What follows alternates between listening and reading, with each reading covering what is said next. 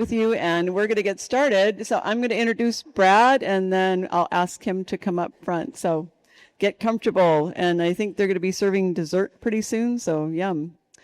Let's see, Dr. Brad Onishi is from Southern California megachurch pastor who has gone on to receive graduate degrees from UC Santa Barbara, Oxford University, and l'Institut Catholique de Paris. I hope I pronounced that correctly. At the University of San Francisco, he teaches and researches Christian nationalism, the history of evangelism, race and racism in American religion, gender, sex, masculinity, and secularism and secularity. Brad regularly appears on national television and radio outlets to discuss issues related to religion and politics. His work has appeared in the New York Times, NBC News, Political, Rolling Stone, and other outlets. In 2023, he wrote Preparing for War, The Extremist History of White Christian Nationalism, which is on sale at the table. And his next book is on American Caesar. Thank you, Brad. If you want to come up, we'll give a warm welcome to Brad.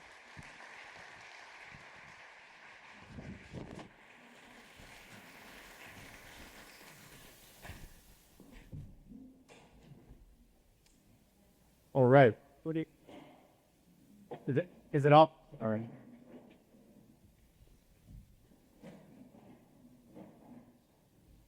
Hello. All right. I'm short. Can you hear me?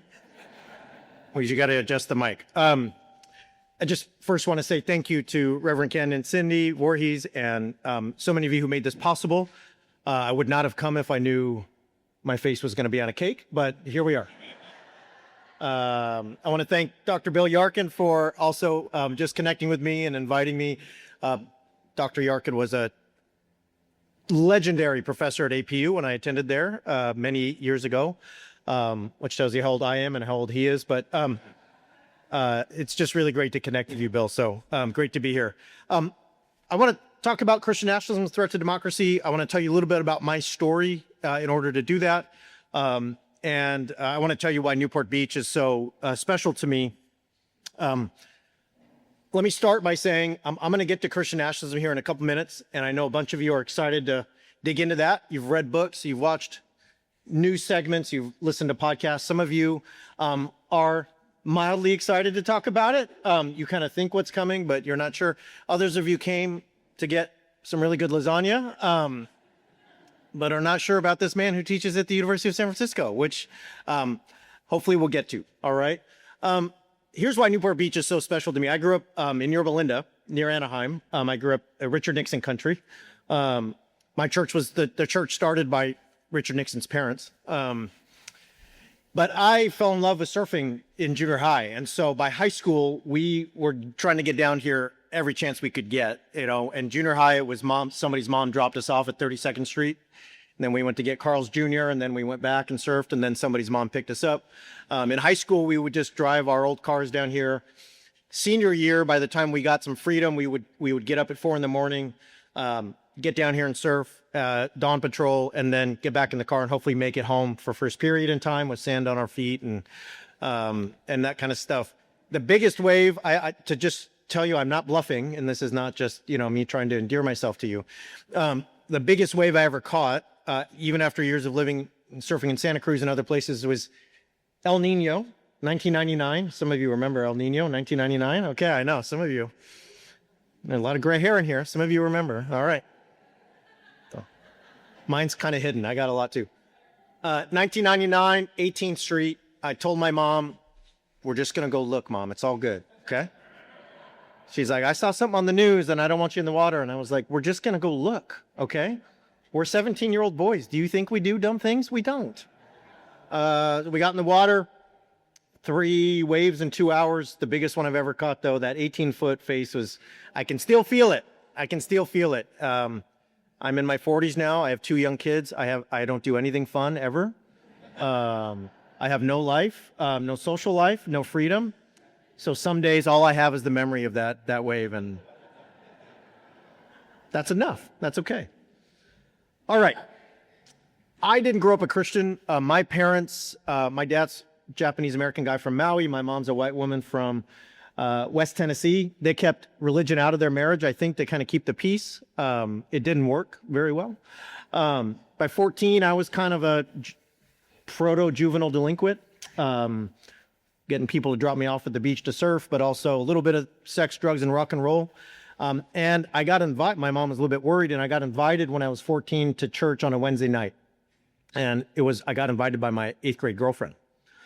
And in my mind, this was perfect because this was a Wednesday night. When you're 14, you don't get to go out on Wednesday night very often, especially to see your girlfriend.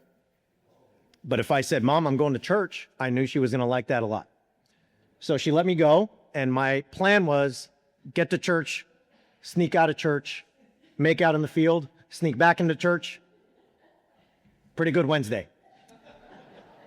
What happened in the meantime was I met some really cool leaders. I thought I was going to meet Ned Flanders at the church, and I met some guys that had tattoos and guitars, and they were fun and in their 20s, and I had kind of pink hair at the moment, and they didn't think that was bad. They loved it. They wanted to know about me. So within a couple of months, I was a full-on convert. I was a zealous young man who became a really extremely dedicated evangelical Christian. I led a Bible study at my high school, my public high school, on Tuesdays. Some of you might remember See You at the Pole. It's a national day of prayer once a year. That wasn't good enough for me. So I went to the flagpole every Friday by myself and would stand up there. People would ask me like, hey, how come you pray to the flag all the time? And I would just say, brother, I don't. But that's kind of the guy I was. By the time I was 18, I was in ministry. By the time I was 20, I was married to my high school sweetheart. I was the youth pastor at the church where I converted. And I was in Christian college at APU and headed to seminary. So my path of conversion was extreme. At some point in my 20s, I just did the thing you're not supposed to do, which is I read too much. And my faith changed a little bit. And I went off to graduate school in England, and I've been studying this stuff for 20 years since then. And so I want to start tonight by just telling you a little bit about when I gave my first sermon, and I think that'll help us get into talking about Christian nationalism. So bear with me. My first sermon was when I was 15, and I know. I was so zealous, when I was 16, my mom was like, what do you want for Christmas? And I was like, I had some pamphlets. I was like, I want you to send Bibles to Nepal. And she was like, okay. At that point, I think she was like, I wish you were still like smoking weed and sneaking out of the house. But if you want me to send Bibles to Nepal, then I'll fill out the form. That sounds fine. Here we go. The gymnasium smelled of teenage body odor and sweat. Earnest adults were busy shushing chatter and shepherding everyone inside. This is my church, Rose Drive Friends in Yerba Linda. We sat on the wood floor facing a makeshift stage under one of the basketball hoops. It was a Sunday night sometime in the late summer of 1996. After a dinner of pizza and soda and a game of dodgeball, it was time for the devotional part of our youth group's gathering. I'm going to bring up Brad Onishi to share what's on his heart for the new school year, Rick said. As I made my way to the stage, I could feel the surprise in the room. Rick hadn't told anyone I was going to be speaking, and neither had I. Rose Drive is what I like to call a mini megachurch. At that point, it was about 2,000 people. This was my first sermon, given a week or so into my sophomore year of high school, and about 18 months after I had converted. Standing in front of the 80 or so teenagers in our youth group, I wasn't nervous. God had given me a message, and it was time to deliver it. One of the things I learned recently, I began, is that salmon swim upstream in order to spawn. Many of them die in the process, losing their lives in order to reproduce themselves. And that's exactly what we should be doing as Christians. My audience caught on quickly. We need to go into this school year to evangelize to an increasingly godless world around us, to sacrifice our vanity, our insecurity, to ensure future generations have eternal life. And without me really knowing it at the time, as a 15-year-old who was a new convert, this fit into a kind of ethos that was spreading across evangelical spaces during that era. This is the era of the missional church. 1998, there was a book actually published with that title. And there was an idea that, if the country is going to be less and less religious and less Christian, then we as evangelicals need to see ourselves as missionaries to our culture. This is no longer a time when we're the predominant cultural majority, but we're now the minority. So we need to be missionaries like we would be if we were in Kenya or in China or in any other place where there is not a Christian majority. And this caught on.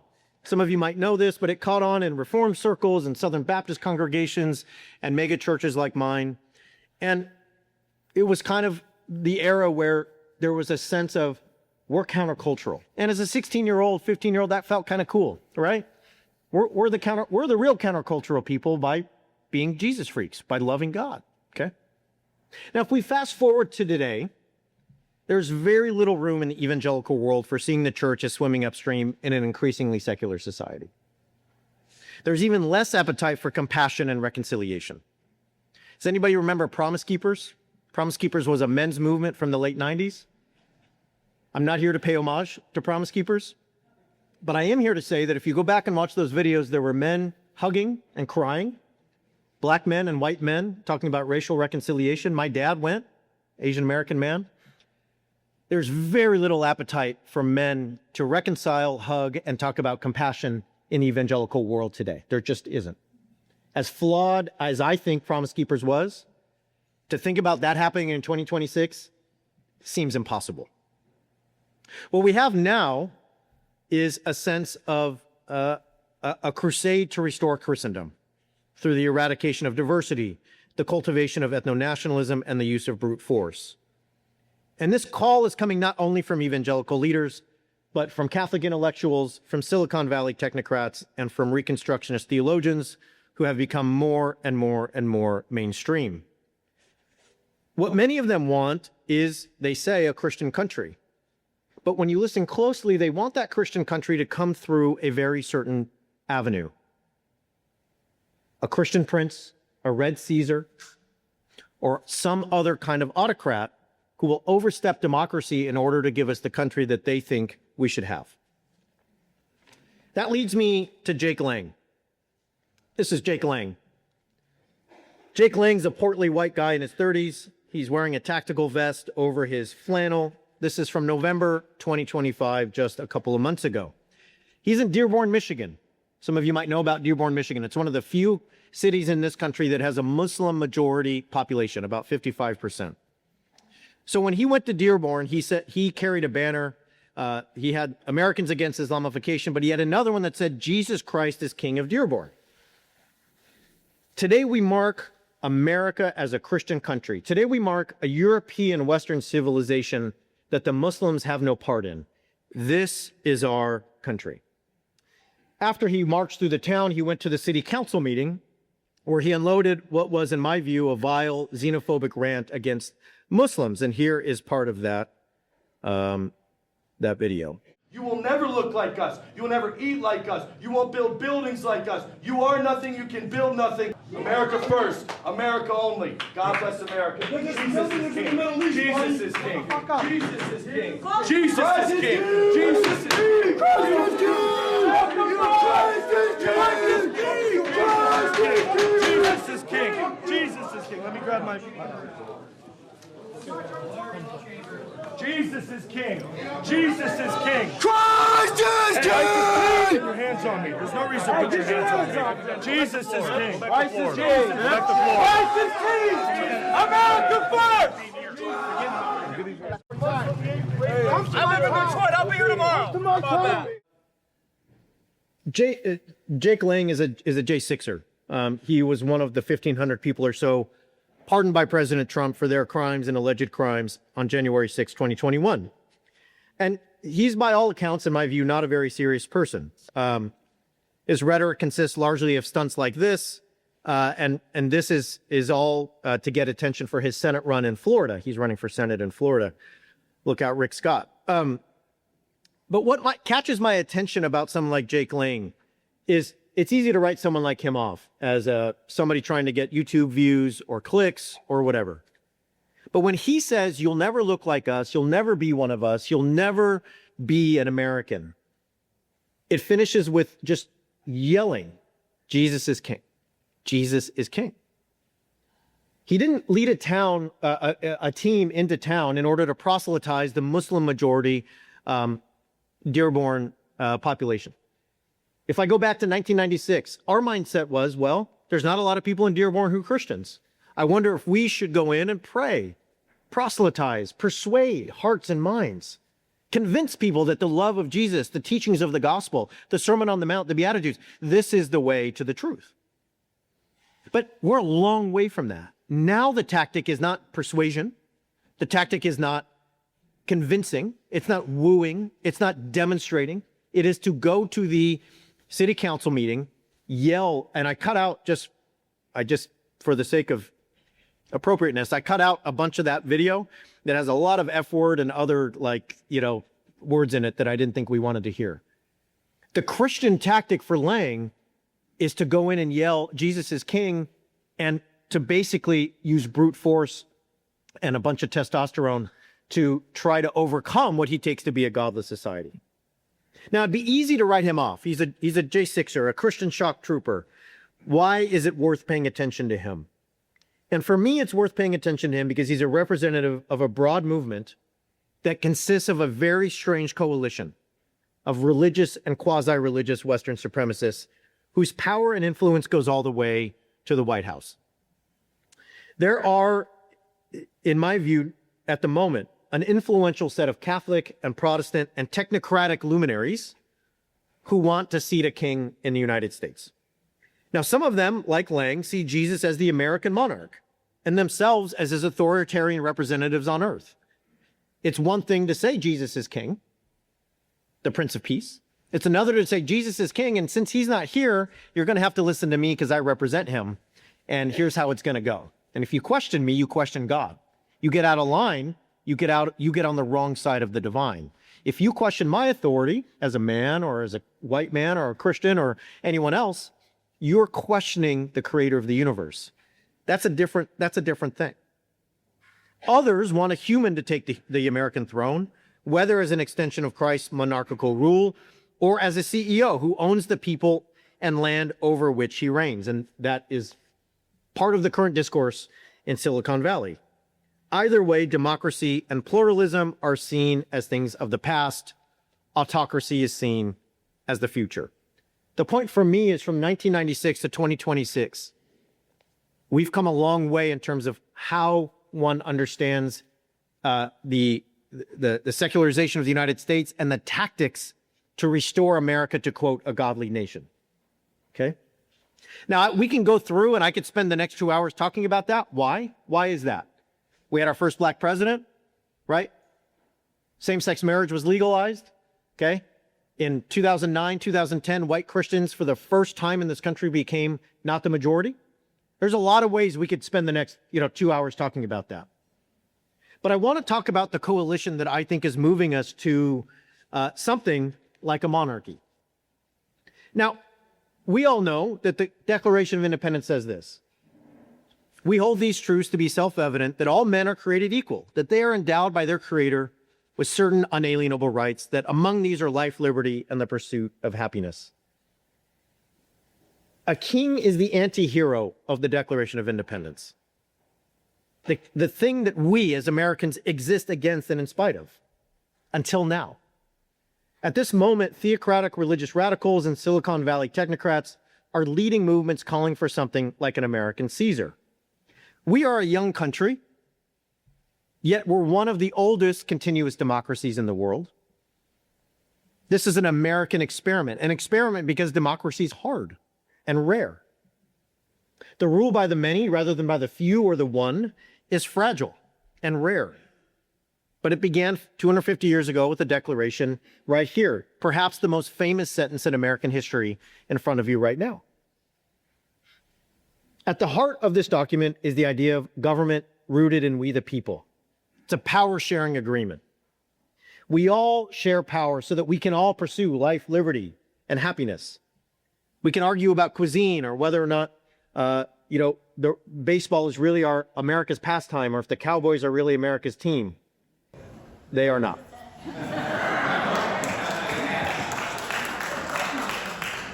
If you don't learn anything else tonight, I hope There's no argument, however, that democracy is the most American thing imaginable. Now, I know some of you are thinking, yeah, but we've never done it, right? And I agree. Democracy has always been an aspiration and not a practice, but still, the idea that we the people share power is at the core of our national ethos. It is supposed to be the founding of this place. And there's nothing less American. There's nothing less American than a king. That is what the Puritans were supposed to have escaped. The religious myopia of England and what they faced there was supposed to be what we were getting away from. I was much an enemy to monarchy before I came to Europe. I am 10,000 times more since I've seen what they are. Thomas Jefferson wrote to George Washington in 1788. There is scarcely an evil known in these countries which may not be traced to their king as its source. That's Thomas Jefferson. Now, you're like, I came to listen about Christian nationalism, not monarchy. What's going on? Am I at the wrong talk? Christian nationalism has become a buzzword since Trump's first election victory. Representative Marjorie Taylor Greene, or former Representative Marjorie Taylor Greene, said in 2022, we need to be the party of nationalism. I'm a Christian, and I say it proudly. We should be Christian nationalists. Books by ultra-conservative theologians like Andrew Torba and Stephen Wolfe make the case for Christian nationalism as the way to save America. So what is Christian nationalism and what does it have to do with monarchy? Why am I talking about those two together? Christian nationalism is a cultural identity that seeks to privilege Christians in the United States over all others by way of a historical narrative and ideology. So let me say this plainly, and again, I'm not being funny here. If there is something that I want you to remember from what I say tonight, it's this. Loving God and loving your country is not Christian nationalism. If you love Jesus and you're patriotic, that does not mean you're a Christian nationalist. And I'm not here to chide you, admonish you. I'm not here to criticize, nothing. If you love God and you love this country, that doesn't make you a Christian nationalist. What makes you a Christian nationalist is the idea that you should get more of the country because you love God. That's Christian nationalism. Because you're a Christian, you get more of the country than everyone else. For me, Christian nationalism boils down to this. We're sitting at a round table. I want you to imagine it. Americans from every corner of the country, every background, every race, every ethnicity, every type of identity you can think of. I talked to some folks tonight. Someone's from Texas, someone's from Mississippi, others grew up in other places, right? So imagine that American round table. And that round table represents democracy. We share power, we all get a vote, we all get a voice, it's we the people. But one person says, look, they stand up and say, it's great you're here. It's not great, some of you are here, but you're here anyway. And I just need you to know that whatever happens around here, I'm always going to get a higher seat than you, a more powerful vote, and I'm always just going to have more status and authority than you because I'm a Christian. This country was founded by people like me, for people like me. So you may be somebody, like my dad, whose family came from Japan and went to Hawaii in the 1890s, or Buddhists. You might be somebody who's Jewish. You might be somebody who's atheist, agnostic, or humanist. You might be a South Asian Muslim or anything else. And you're just never going to be a real American in comparison to me. And that comes from the fact that I love God, the right God, and you don't. That's Christian nationalism. I get more of the country than you because of my faith. For Christian nationalists, since the country was formed as a, quote, Christian nation, it is the Christian and only the right kind of Christian. There's a bunch of you in here that don't count. I'm sorry. You have the wrong theology, you got the wrong interpretation of scripture, you've got the wrong idea about certain political issues, so you're not the right kind of Christian. Only the right kind of Christian should have more or most of the say in how the country's present and future should look. Now, what I've argued for a long time, and if you read my first book, Preparing for War, is this. Christian nationalists for a long, long time have pointed to the 1960s as the time when this country went off the rails. Okay? So for the 1960s is the time when this became, quote, a godless nation, if you ask most Christian nationalists. Why? Because I want you to go back to that American Round Table. What happened in the 1960s? Civil rights. Civil rights, okay, right? Vietnam, this is it, interactive. Let's do this. Let's do it. Vietnam, women's liberation. Sexual revolution, Stonewall, the feminine mystique. The Loving Case, 1967, right? Made it so like my parents, a white lady and a Japanese guy could get married and that would be legal, okay? The 60s were a time that I think most of us in the room would consider a time of progress. Unfinished, but a time when that round table meant more people got a seat there, right? More people got a chance for their voice and their story to be heard and part of the American experiment. That's the moment for the Christian nationalists when the country was stolen from them, from real Americans. Since then, they have protested, they have fought, they have rioted in order to take the country back. If you look at Pew data from 2022, most folks who score as Christian nationalists, people who would say that the Bible should be taught in public schools, the federal government should declare this a Christian nation, our laws should be modeled after certain interpretations of Scripture, folks who score as Christian nationalists, they will say that the best time of the country was the 1950s or the 1920s. Before all of that stuff that y'all just named, before Jim Crow ended, right? Before a woman could have a credit card, you know, without having to get approval from someone else. Oh, in the 1920s, yes. Before a woman could, and the 19th Amendment's sort of a big deal, right? Y'all watching the news? A lot of folks are kind of unhappy with the 19th Amendment at this point. So they would say that's when we were a Christian nation, okay? And there's been plenty of extremism among Christian nationalists for decades. However, what I would argue now, and this is what I argue in my new book, is what we're witnessing is a frightening escalation to something more radical. In 2024, when J.D. Vance got picked as the vice president, I told myself, there's pieces of the story that I'm not seeing yet, and I got to back up and I got to figure it out. And in the months before the election, the 2024 election, I surveyed corners and niches in various Christian supremacist and authoritarian and anti-democratic movements, Calvinist Protestants, reactionary Catholics, tech monarchists, others in the MAGA coalition. And everywhere I looked, it felt like something different was emerging, something unhinged from the dominant modern lineage of Christian identity politics in the United States. And I started to see a pattern in the noise. The desire to replace we the people, the round table, with a red Caesar, a Protestant Franco, an American Pinochet, an enlightened tech founder, or something like that. In other words, a second American Revolution, but this time to seat someone like a king rather than to break away from one. So for me, this is in many ways no longer a Christian nationalist movement, at least in the ways that some of you might think about it. Some of you might remember Jerry Falwell Sr. in the 80s and the moral majority, the religious right, okay? Clamoring for a return to traditional values, or Fox News host saying, we can't say Merry Christmas anymore. I've spent a lot of days in jail trying to get out for saying Merry Christmas. It's just not permitted. You might get fined. MAGA pastors during Trump's first term proclaiming the return of American greatness, the call for Christian nationhood. This is a Christian nationalist set of mantras that we know about. But something different's emerging now. The mission has changed, and not for the better. The dream is no longer to return to a time when white Christianity went hand in hand with America, a restoration of the supposed Pax Americana of the 1950s. The outlook is now more grim and more extreme.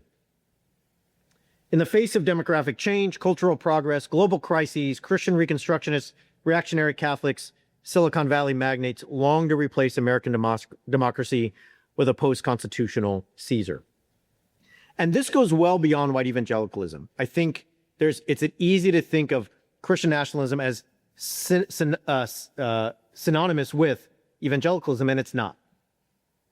The coalition I'm talking about now is a coalition that really has it's a three-headed monster in my view.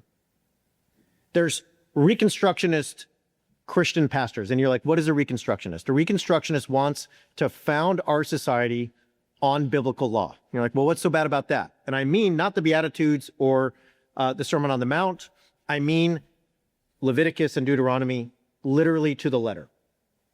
So these are folks that you might have heard about if you're a nerd like me, like R.J. Rushdoony, or if you watch the news these days, Doug Wilson. Anyone heard of Doug Wilson?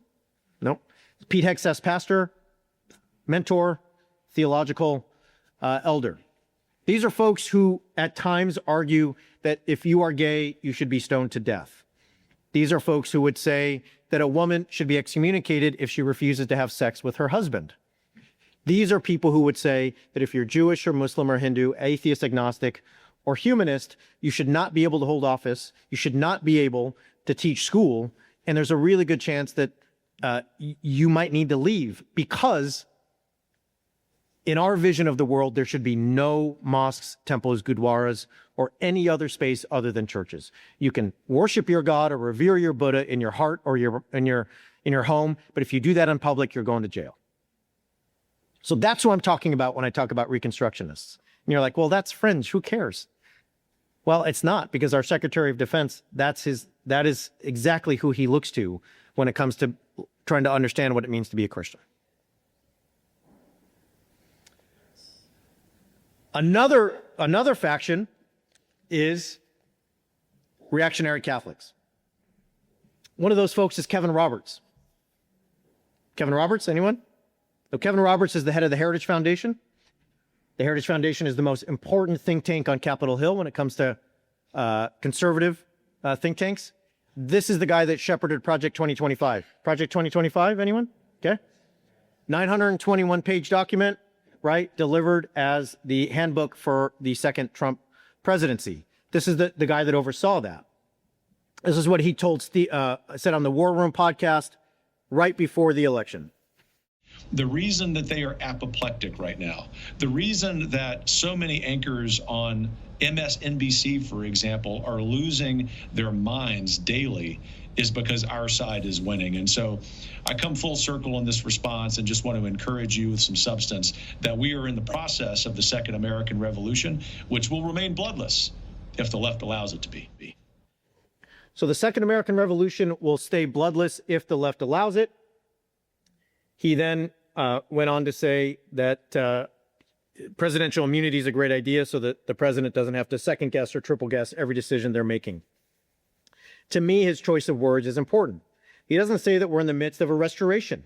He doesn't believe that changes to the executive branch will reset the country. Instead, it's a second revolution based on seemingly unlimited trust in an unbound president. Now, in my view, Roberts represents a reactionary strain in American Catholicism focused on ordering society around God's natural law and the church's authority. Anything that violates nature, if conservatives are going to be intellectually honest, are going to stand against that. So Roberts said that in San Francisco in 2024. It is also most importantly about the common good and about human flourishing. So you might be thinking, all right, that sounds kind of benign. But then he said, I'm not a conservative in the sense of a libertarian. I'm not a laissez-faire capitalist. And this was Roberts, and he's not the only one, basically saying everything you learned from Ronald Reagan is no longer works for conservatives. We don't need the invisible hand of the market. We need the strong fist of somebody who will put their hand on the market and determine how it works and where it goes. I'm a little more willing to use the federal government's power on a limited basis for the common good. That's a direct quote. In other words, this is a new generation of conservatives who think government is the solution, not the problem. Now, I grew up around here, and I remember Ronald Reagan, and I remember my parents talking about Ronald Reagan around the dinner table, and I never heard that government was the solution. It was always the problem, wasn't it? Government is now the answer, because more government means more control. More government means less of you at a round table sharing power, and it means more of one person putting their hands on the economic scales, the cultural scales, the educational scales, and everything else to take control. People like Roberts believe the government should be designed not to allow the freedom of the market or the freedom of individual choice, but as a tool or a weapon to instill God's law in American society. He's not the only one. Influential contemporary Catholics agree with him. Edmund Waldstein, who's seen as a kind of intellectual forefather of this movement, puts it this way: the goal is to work towards something like high medieval Christendom. That's a direct quote. It makes no sense to distinguish church and state. There was one single kingdom in which spiritual and temporal authorities cooperated. That's what we should go back to. Now, this isn't limited to Catholic circles. Since the 1960s, Protestants, many of whom look and sound like evangelicals, but who often despise that label, desire a similar refounding of the nation. Instead of calling for a papal state like their Catholic counterparts, they envision something more like a Christian commonwealth, led by a magistrate or prince who oversees a hierarchy designed to enforce the public Christian ethos, laws, and policies of the government. These are the Reconstructionists I was just talking about. They want to reconstruct American society from the ground up in order to base it in biblical law. They're sometimes called theonomists. Professor's here, so I got to do this right, okay? Theos means God, right? Nomos means law. So they are theonomists. They're theonomos folks who basically want to say that every literal word you find in Leviticus, Deuteronomy, etc., should be applied to modern society.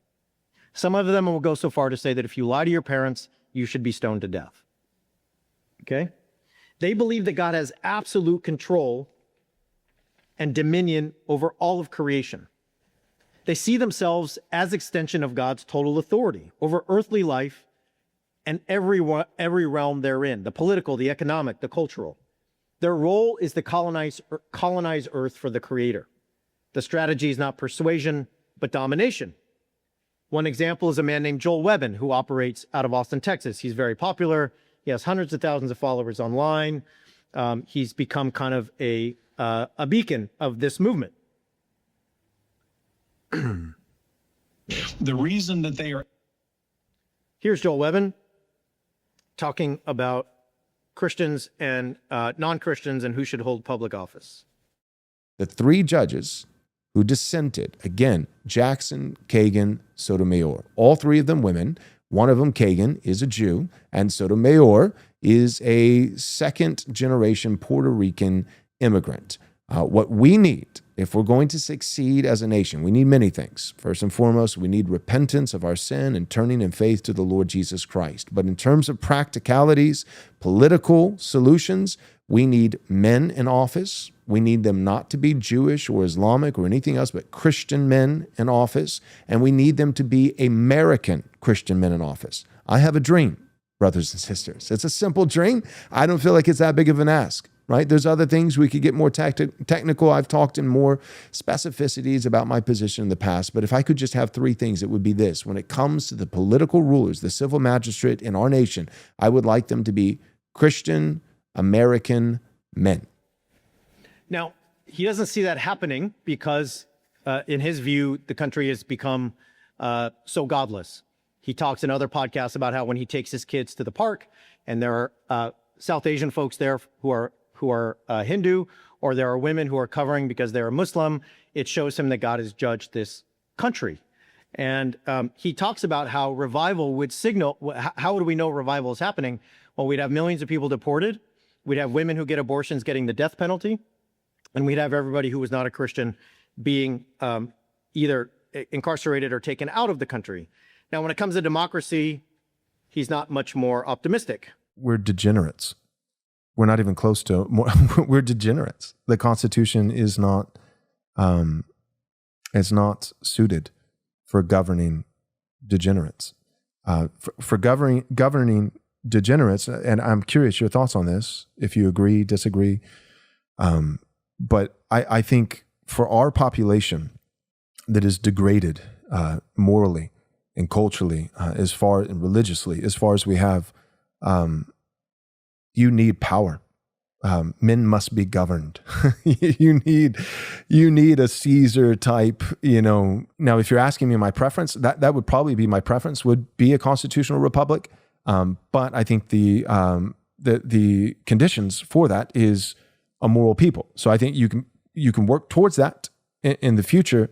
But I don't think constitutioning even harder is going to get us out of our current mess. All right. So constitutioning harder is not going to help us. We need a Caesar, because when I look around the round table, there's just too many women who are like thinking they are free and equal.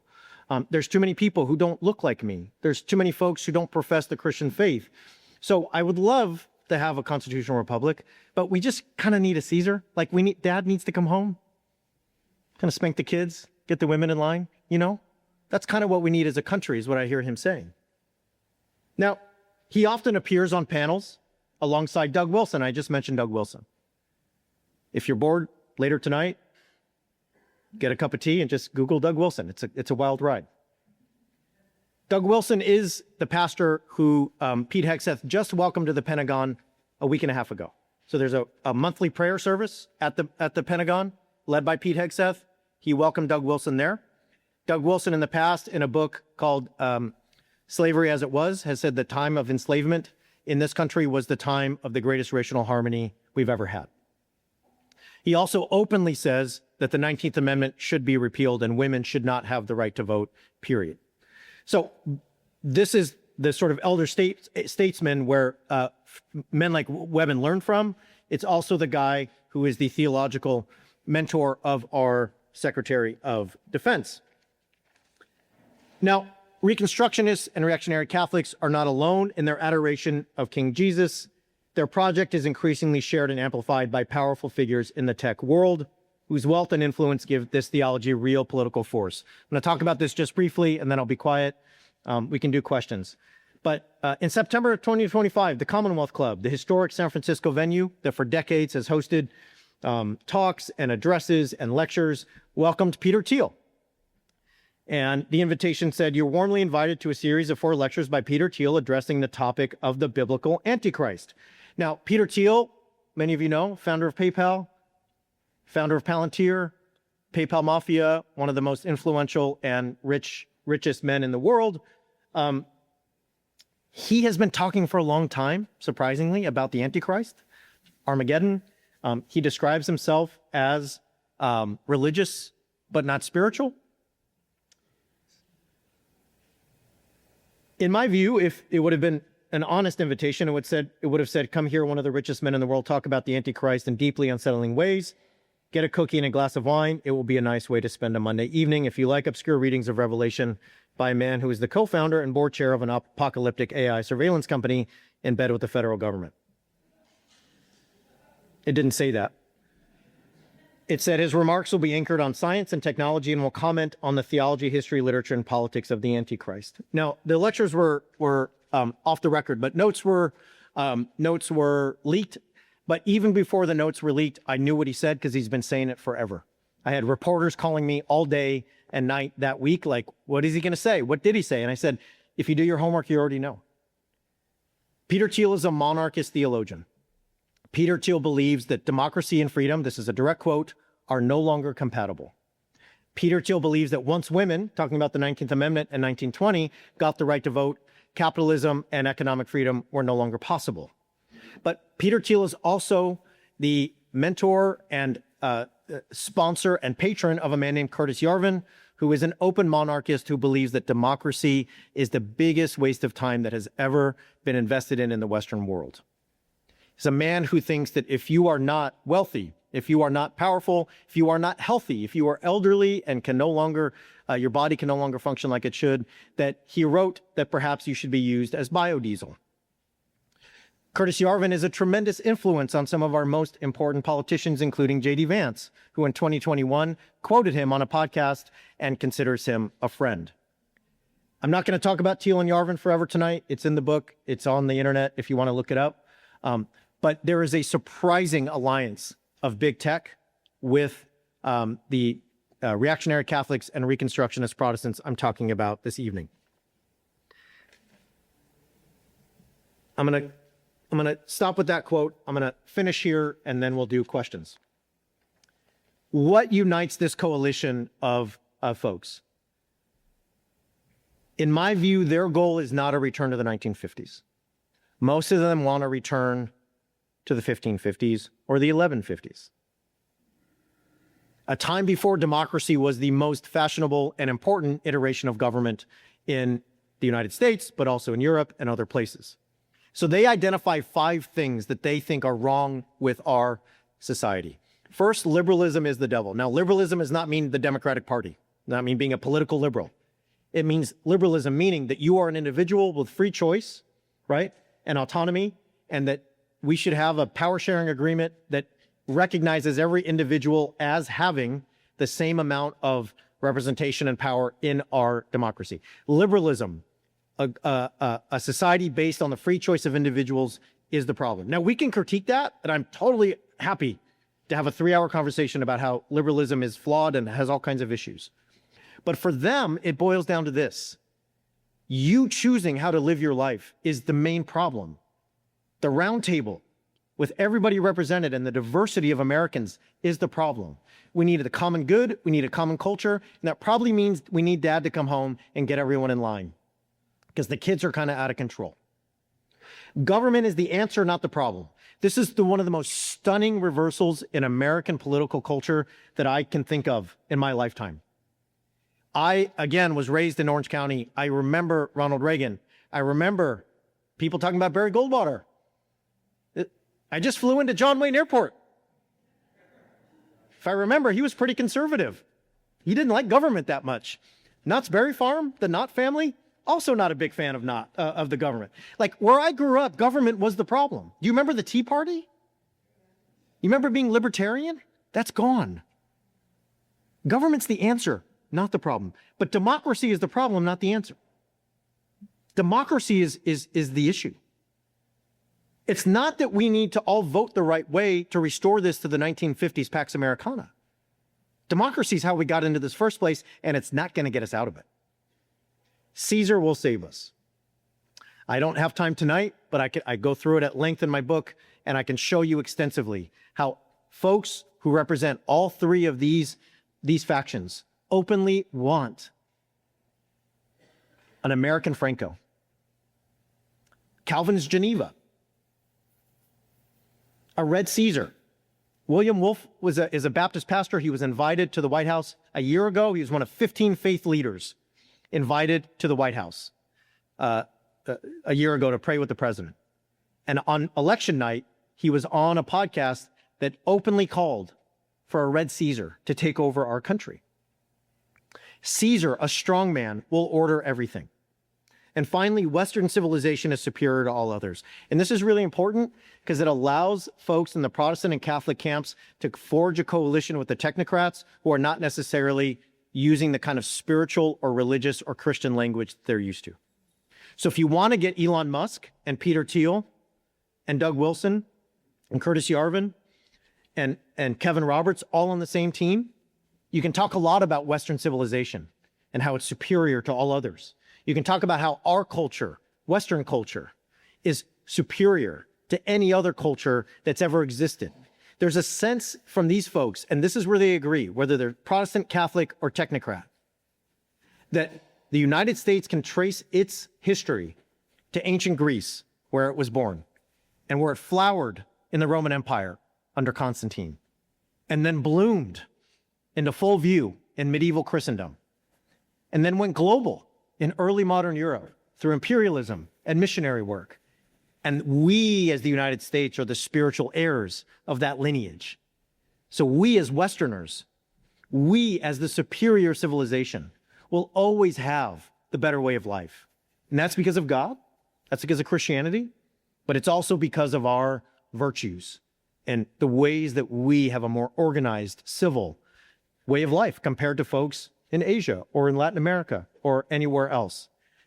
This is Clash of Civilization stuff. This is Samuel Huntington stuff, right? Okay. And so that is how you get those folks on the same team if you want to. Now, I'll just close by saying, I think that for me, Christian nationalism is a major threat to democracy. And if you would have asked me 3 or 4 years ago, it would have been because folks don't want everyone around the table to have the same vote and the same representation. And now I would say in 2026, it's because they don't want the round table to exist.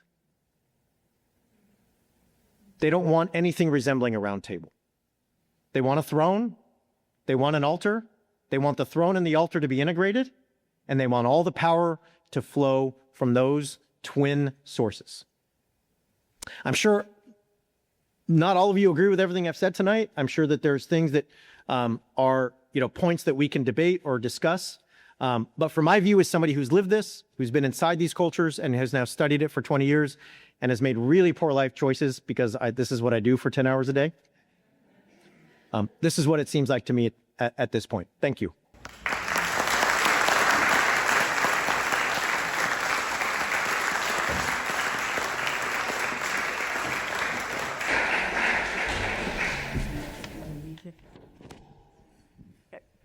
Usually ask Matt. You want to be the runner, Matt? Do you have any questions for? I wish he'd brought up something that we could debate. This is going to be real boring. Let's start here. Hi, thank you, Brad. So in this community, we have a community of privilege. You have a lot of people here with incredible experience, power, influence, and wealth. What do you charge us to do? Good question. You know, I think for me, there's two levels, right? There's a civic level. I mean, there's more than two, but the way that I think is easiest to think about it is, I think there's a question of whether or not we think the round table should exist. Because the round table existing may not seem, as you say, if you are a person who has privilege, economic resources, and so on, as that big a deal. Because there's kind of a question of like, well, if the round table goes away, does that really affect me or no? I mean, my life kind of might just stay the same. And so maybe I'm good.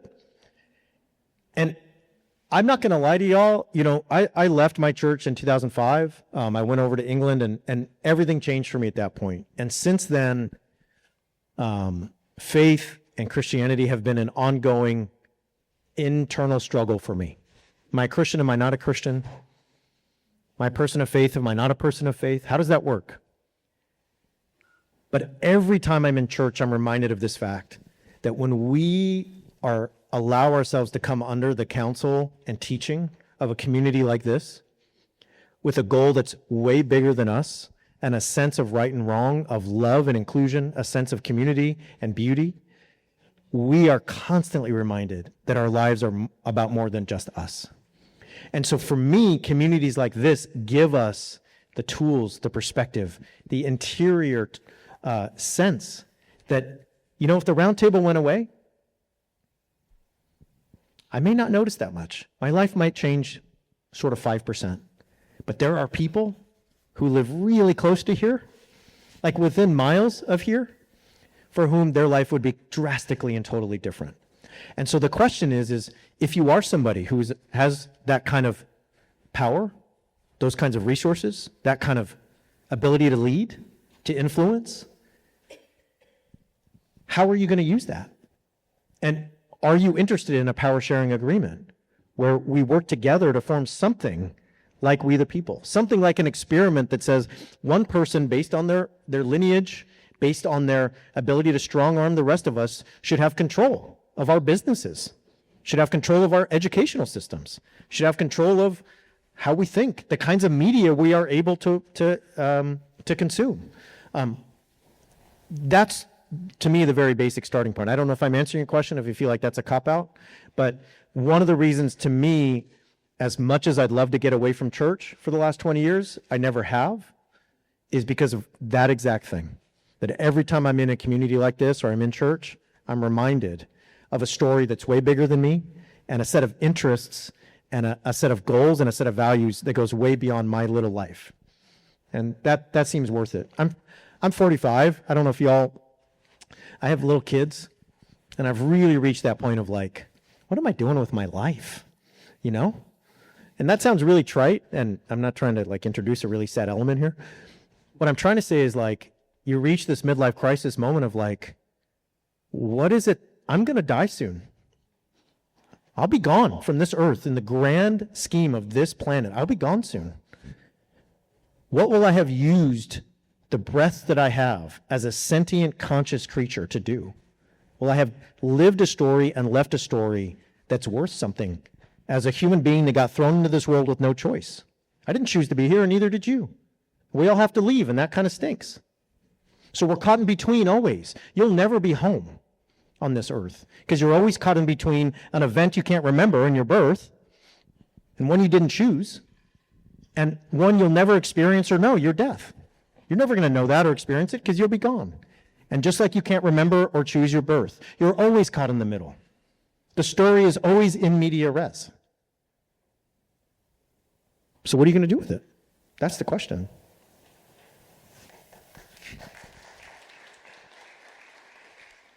Here we go. Thanks, Matt. You bet. I've been hearing lately about technocrats, billionaire technocrats, that the reason they want to have digital currency is to replace, paper money or coins, whatever, and that's how they think they can control us. Can you comment on that? Is that right, wrong? I don't know. Yeah.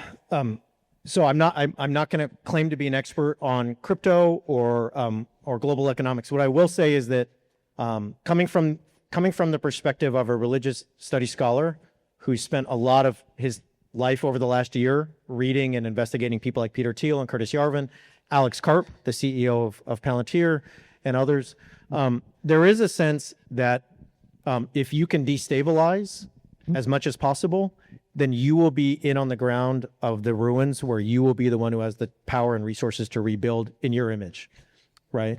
So, not that we have anything to debate at all, but I will say that in Peter Thiel's emails with Jeffrey Epstein, one of the things they discussed was really looking forward to the collapse of nations and economies so that they could be the real estate developers who moved in right when everyone was at their lowest and basically rebuild everything how they see fit.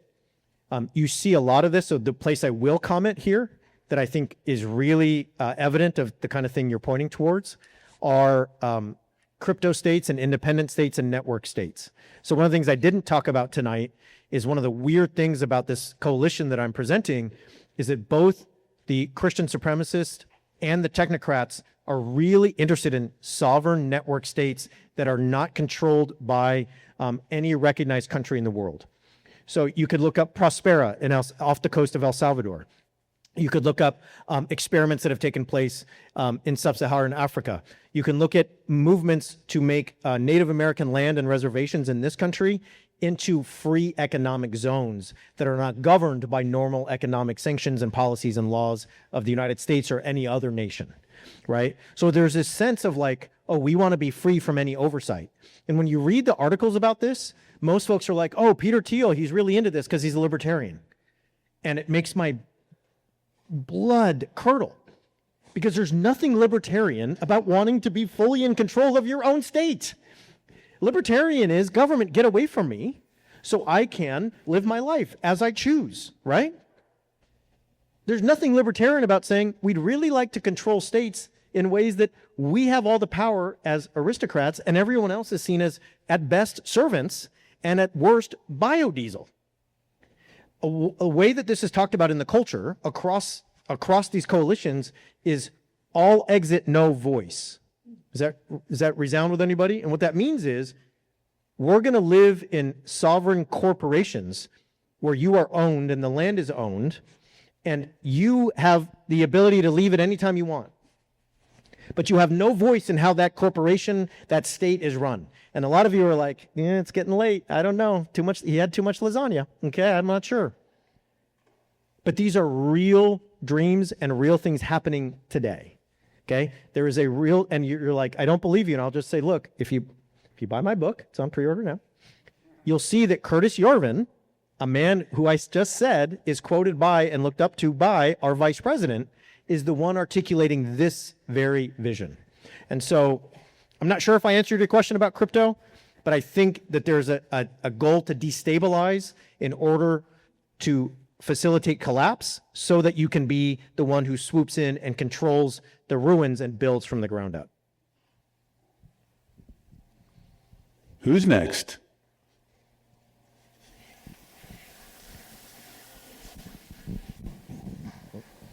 Thanks. Hi, Dr. Brad. I have a question, and I'm going to tell on myself a little bit here. I was living in New York in 9/11, and that was kind of tough. And I had a lot of Muslim friends after that, and we had a lot of tough conversations. And one of which was, if you're like Muslim, how do you like stand up to the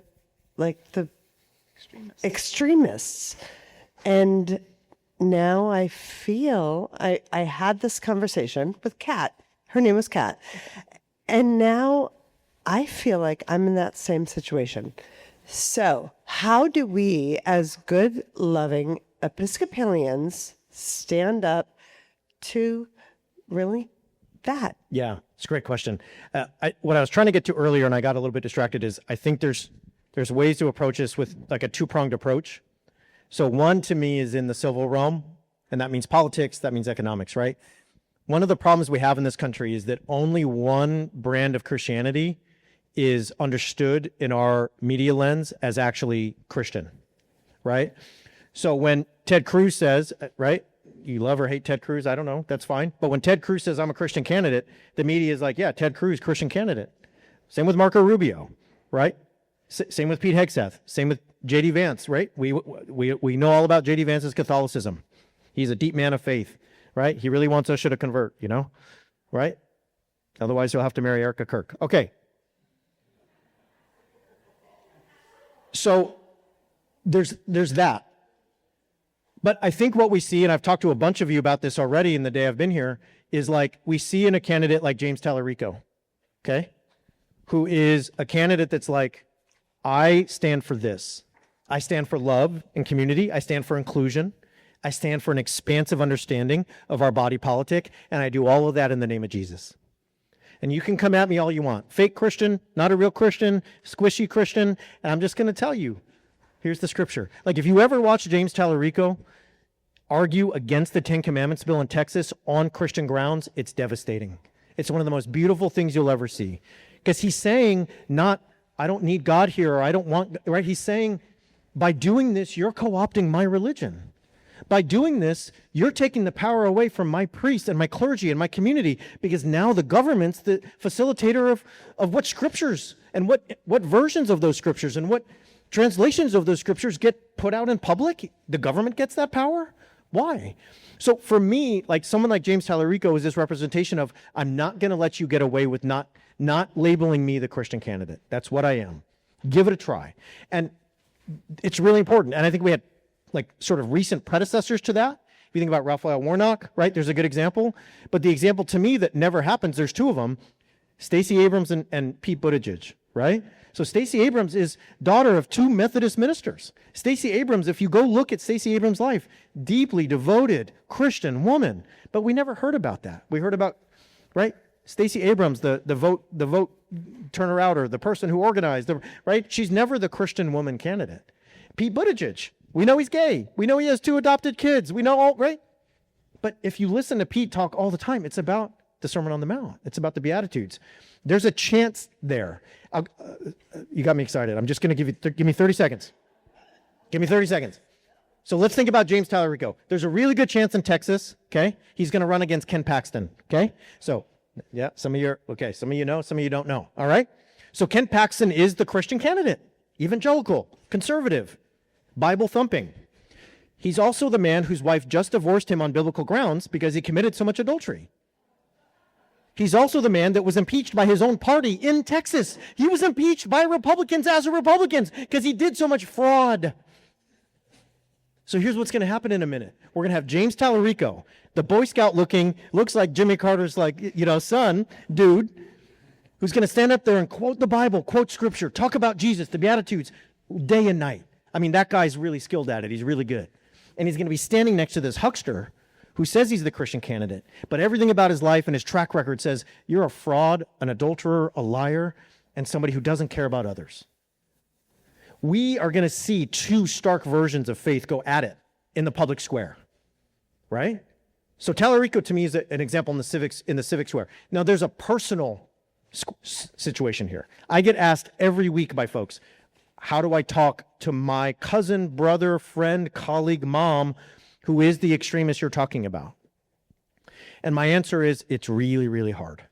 It's really hard because they have constant voices in their head from news, YouTube, podcast, whoever, that says, you are nothing but a God-hating, America-hating, woke person who is probably demon-possessed, might smell like sulfur, etc., right?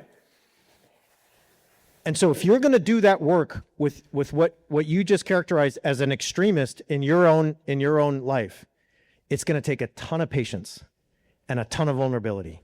And the only way it will ever get anywhere is if you become to them a human and not the enemy that they've been told you are. Like, there has to be emotional vulnerability. When we are human to human, we put our defenses down right? And that means letting them talk about what they're scared about, anxious about, fearful of, what makes them angry, what makes them really worried about their kid's future. And then maybe they'll let you do that with them. Maybe they will. And if that happens with them, and this is not going to happen over one coffee date, it's going to happen over like 54 difficult, long-winded, probably infuriating conversations. There may be moments of vulnerability and acceptability that lead to some kind of like, I'm not what you've been told I am, and I'm just here struggling with you to ask really big and important questions about who we are, what we want to be, how we want to raise our kids. That's the only chance we have. Because I don't know what your experience has been. You might be able to tell in the brief, 45 minutes I've been up here. I really kind of like to argue, My wife will tell you that.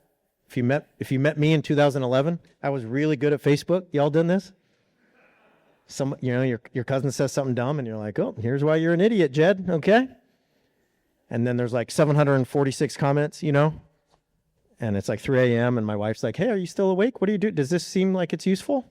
It's like, well, one more comment and I know Jed's going to change his mind. He is, because he's an idiot. And that doesn't do a damn thing, does it? You can bring in the New York Times or you can bring in whatever data you have, and it doesn't change anyone's heart or mind. So the personal is one thing, the civic is another. They require tons of intention, support. Going back to being a person of resources, if you can help candidates like James Tallarico or others, that seems important, right?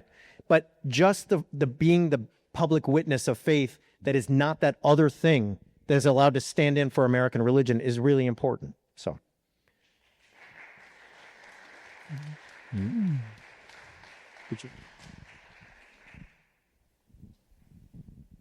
I see a hand right here.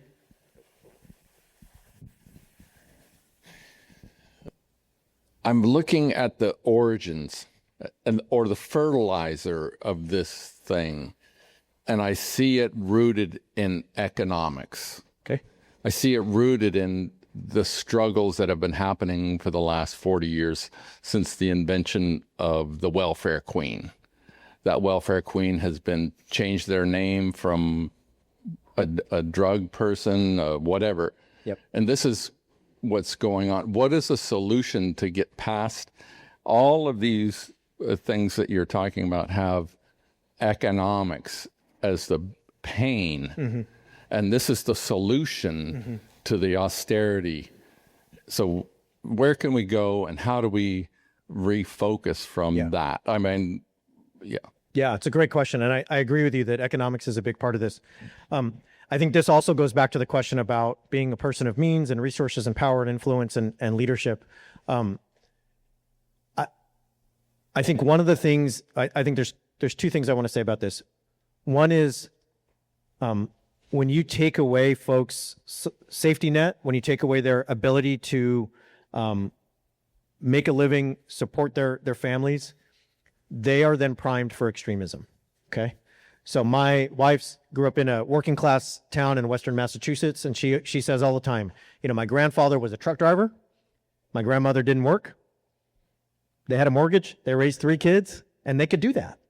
And that's just really, really not possible in most of this country anymore. So when it's not, when you've got to work 2 or 3 jobs to just make ends meet, when you've got to like try to find a way to make your situation somehow workable, you are primed for someone to come into your life and say, this is who you should blame. This is who did that to you. Let me tell you, it was that guy over there and these people and those, and we need to get them. And if we get them, everything will be better for you, okay? And it's usually the same people telling you that pulled the rug out from you in the first place, right? Who created the welfare queen, right? Who created the wealth disparity. So I think that's one. I think in addition, how do we fix that? We've got to think of this as when everybody has a basic standard of living that is possible in this country, we are all richer. Okay? So like in the Tea Party days, right? You'll remember the Tea Party days? You would hear all the time, my students would come to class and say, well, I don't want to, why should I pay taxes for public schools? I don't have any kids. That's dumb. And I would try to explain, like, have you seen what, do y'all still have early release around here? Like I remember minimum days when I was in school in Yorba Linda. Do you know what we did to that neighborhood from 12 p.m. to 4 p.m.? Do you know what happens when you let teenagers out of school at 11:45? Whew. Okay? When we provide everybody, right, with a chance at education, a chance at a living wage, when we provide everybody with a chance to live some kind of life that feels doable, like flourishing is possible, even if they're not millionaires, even if they don't have vacation homes, even if they don't have fancy cars. If that's possible, okay, it's way more possible for us to live in a society where those activated, irritated nervous systems that are willing to blame anybody for what's going on to them can be primed by the extremists who want to use them for their gain and for their means. And so going back to the question about what can we do, I think regardless of where you stand tonight, right, in terms of the American economic system, the American culture, for me, no matter how much money I ever have in my life, I want to recognize that when everyone has a basic standard of living, extremism goes down, prejudice goes down, violence goes down, and the ability to have a society that seems like it's functioning in a much higher level is possible. So again, I don't know if I'm answering your question, but that's where I go with that whole idea.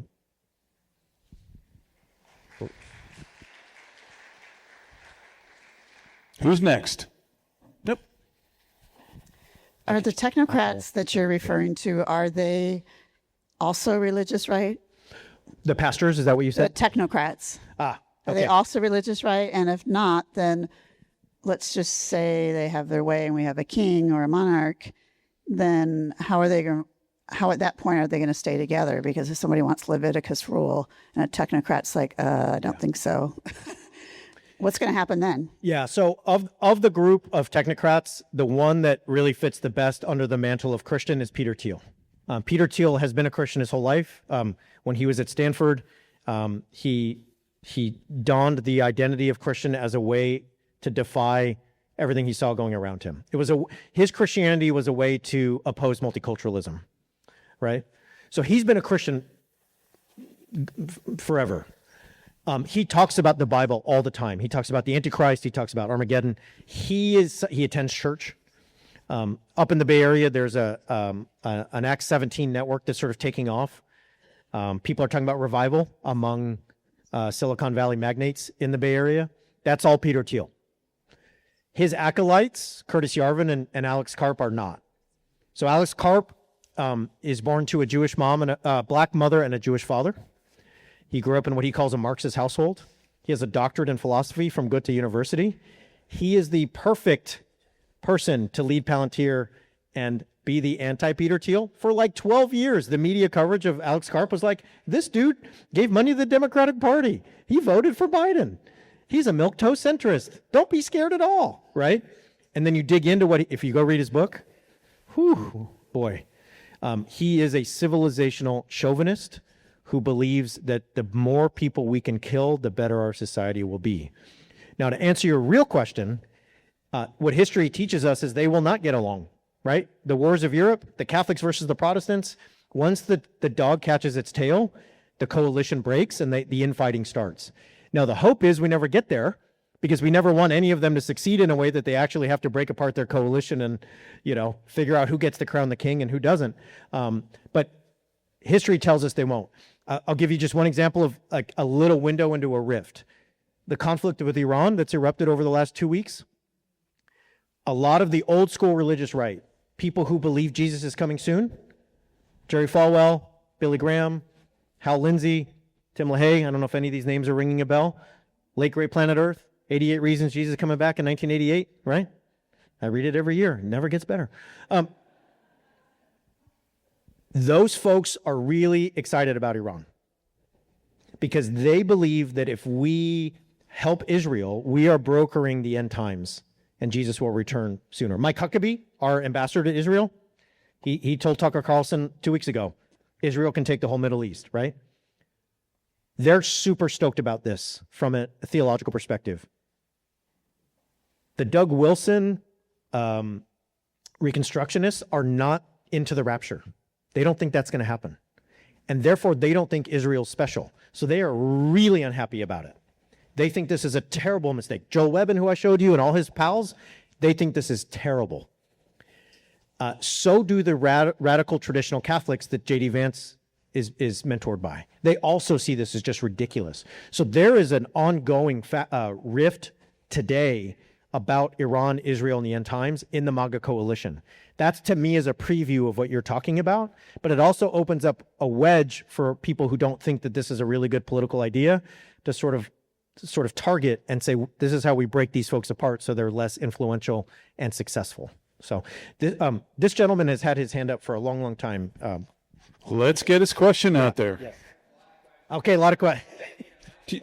Okay. Hey, all right, no microphone. My husband and I, what we were going to decide tomorrow, the answer is yes, we're going to have the HRC Human Rights Campaign Orange County Party at our house August 5th. The church will be invited. And those of you who don't know what HRC is, I'd still up like stairs. It is the reason that you and I are allowed to legally be married with overkill back in 2015. We have pre-marriage stays. And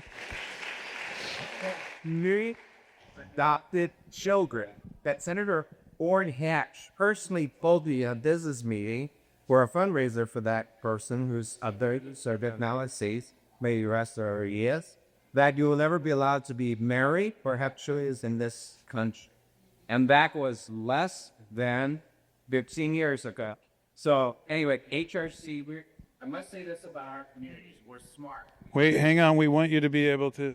So, and I get angry when I talk about this, but we're smart. So we approached how we could get married through the Supreme Court because that's the only way it was going to happen. So, and the same thing you mentioned, Pete Buttigieg, I love the guy, but America will not vote for a gay president. It won't be in our lifetime. I'm sorry, but it's not. As much as I wish it would happen, and it's the rule of thirds. My grandparents all had to leave Germany in the 30s because you know the answer. You always need a scapegoat. I think a lot of what you're saying is all part of that. And so our community is part of that scapegoat, again, with the Christian right. I thought Christians were supposed to not. My question is, why do they go back to Leviticus? If they're born Christians, you don't need the Old Testament. You don't need the Torah. Yeah. You're supposed to go to the New Testament, and Christ never said anything condemning about gay marriage, gay people. Yeah. So why do they have to do that? Yeah. I'm curious why they do that. I think I know why, because they couldn't find it in the New Testament. So why do they cling to that? And we have midterms coming up very soon. And it's going to be very important that we're allowed to vote, because I have a feeling with all these potential wars act, there's going to be a war act, there will not be a midterm election. And we'll be stuck with what we have. And that's kind of scary. Mm-hmm. We moved from LA County to Orange County because we wanted our kids to grow up in an area where they could learn a lot and not be so stressed with socioeconomic things. So we live in an unincorporated community on a private street that's very, very, very red to this day, even more so than Yorba Linda. Our neighbors are going to be surprised on this street and hill we live on when we have about 500 gay people coming for human rights campaign up their street to talk about who should represent us. And not just in Orange County, but there are very few gay people in Orange County, and they're leaving because of a reason, because it's not getting better or safer, it's getting the worse. We belong to the world's largest gay daggers. I know, I need a question. My question, why do they go to that? You're all invited to our house, and you don't have to donate. And regardless what you believe, I would assume if you're at this church, you are okay with us being gay and married. And if not, well, that's your problem, not mine. Just say don't marry another woman if you're a woman or a man. But I've learned to kind of do that. So, Cindy, I will promise I'll get to the next question. I needed to say this because I've been frustrating about a lot of stuff. So next question is, what's going to happen in the midterms and why do they go back to it? So we just did, I do a podcast called Straight White American Jesus. We don't think Jesus was straight, white, or American, but a lot of people do. And they think he had a gun and, all kinds of, a big truck and everything. So on our show recently, we did a big segment on the fact that progressive Christians, mainline Christians, liberal Christians, however you want to talk about, the mainline Protestants in this country are often red letter Christians, right? So you remember your Bible that had the red letters? That's when Jesus is talking. There it is. And for them, the interpretive key of Scripture is Jesus teaching, right? So Jesus teaches, and then Paul's epistles, what happens in the other books of the New Testament, the Hebrew Bible, and so on, those all have to be interpreted through that key, right? What you see on the other side is interpreting the Bible in spite of Jesus. Because if you want control, if you want men who have unquestionable authority, if you want to scapegoat, right, folks whose gender identities and sexual identities and racial and ethnic and religious identities are not like yours, if your goal is to conform everyone around you to a certain standard, then the Sermon on the Mount and the Beatitudes, the Gospels are just really, it's hard to find help there, but you can find a lot of help in other places. So the breakdown to me is some folks interpret the Bible through Jesus, some folks interpret the Bible in spite of Jesus and around Jesus and away from Jesus. And you'll see it. I mean, we provide so much evidence of the books we read, the podcasts we listen to, all of the citations biblically and scripturally are from the war books, right? Love Joshua, right? But not really into Matthew 5, right? Okay? We're really into Leviticus 19, but we just don't. And it even comes down to Paul, and some of y'all don't care about this, and I'll be quiet, but it even comes down to Paul versus Jesus sometimes. Like, if Jesus is the interpretive key, then Paul has to be interpreted through the Gospels, not the other way around. But you can kind of create a Paul that's more important than Jesus, and you can kind of take Paul and run with him in a way that leads you to everything you're talking about. Are we going to have midterms? This goes back to the very first question. We're gonna vote. This is just prediction, and you can, maybe I'll be wrong and whatever. We're gonna vote. But there are going to be efforts to make sure that those votes don't count like they should. And there's going to be efforts in strategic places to make sure that those certain voters are scared to go to the polls, are not able to go to the polls, are worried about going to the polls, and so on. Okay? So if you are a person who thinks that ICE might be at your polling station, and even though you have certain documentation, they won't care and will detain you because they've been told to do that if you're brown, okay? Then you may not go vote because it may not be worth it, okay? If you think that there will be armed law enforcement at certain places or vigilante. I mean, the history of this country is the history of the KKK, standing at polling places and other junctures saying, is this really worth it for you? That's on the table. And you can say, well, that sounds crazy, etc. Do you remember in 2024 when Russia called in bomb threats to Georgia polling places? That sounds like a conspiracy theory, right? It's not. It happened. Okay? There were polling places where folks, I was talking with some folks earlier about Jasmine Crockett and James Tallarico. Well, there was issues in Dallas County last week, right? If you want to do something, can you volunteer at your polling place? Can you volunteer at another polling place?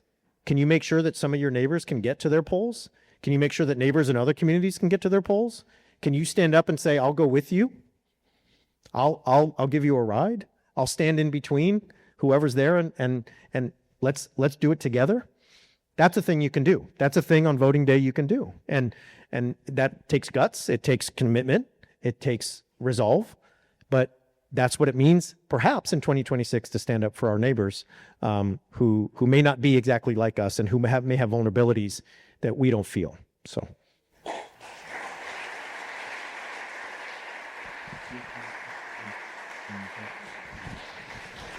I think out of respect for your time, because I see some people yawning, we got the Hearts for Haiti over here, and it looks like we have a few left, so please. Great, thank you. And of course, Brad's books are over here. So good night, everyone. Thank you so much. Wait a you. minute. Wait a Thank you. minute. We have a tradition.